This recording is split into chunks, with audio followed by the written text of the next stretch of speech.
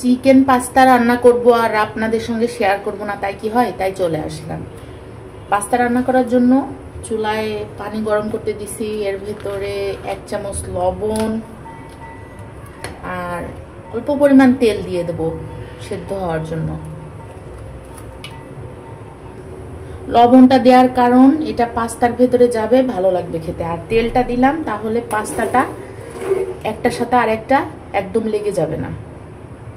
পানি ফুটে গেছে, এখন এর ভিতরে পাস্তা দিয়ে দেব। এখন 8 থেকে 10 মিনিট সেদ্ধ করে নেব। পাস্তাগুলো কিন্তু খুব সুন্দরভাবে সেদ্ধ হয়ে গেছে।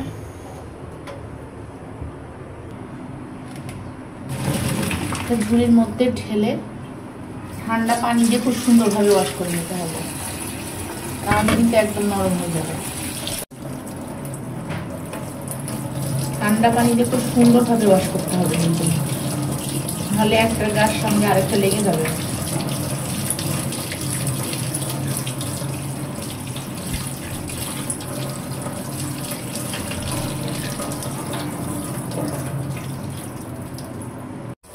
রান্নার মূল অংশে চলে এসেছি। তেলের ভিতরে পেঁয়াজ আর মরিচটা একটু ভেজে তার ভিতরে চিকেন দিয়ে দেব।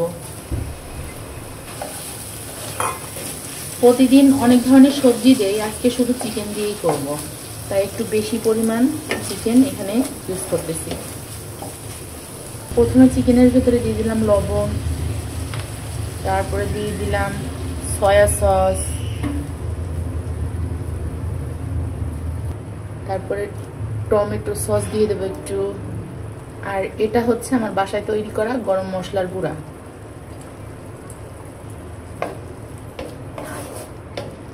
এখন সবকিছু খুব সুন্দরভাবে ভাজতে থাকবো। আমার নুডলসের মশলা ছিল অন্য নুডলসের, সেটা 1 প্যাকেট দিয়ে দিলাম। আর এর সঙ্গে যেই মশলাটা থাকে সেটা একটু পরে দিয়ে দেবো, রান্নার একদম শেষের দিকে।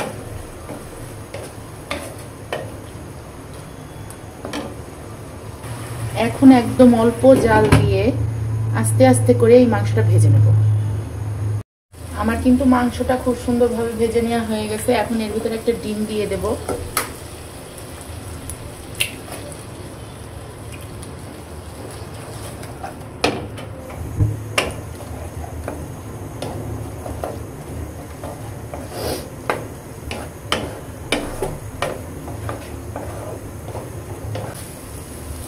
ডিমটা এর সঙ্গে এত সুন্দরভাবে মিশে গেছে যে বোঝা যাচ্ছে না যে একটা ডিম দেওয়া হয়েছে। এখন পাস্তা দিয়ে দেই।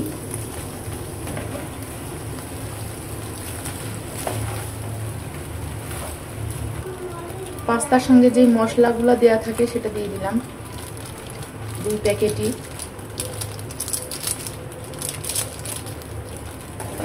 সুন্দরভাবে এখন মিশিয়ে নেব।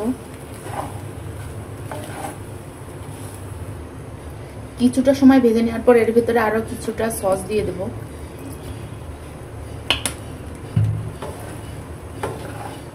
তারপর সুন্দর করে ভেজে নিলেই কিন্তু রেডি। আমি কিন্তু পাস্তা রান্নাতে দেখেছেন একদম অল্প তেল ব্যবহার করেছি। অল্প তেলেও কিন্তু পাস্তা রান্না করে খাওয়া যায়। আমার চিকেন পাস্তা রেডি। এখন গরম গরম খেতে হবে।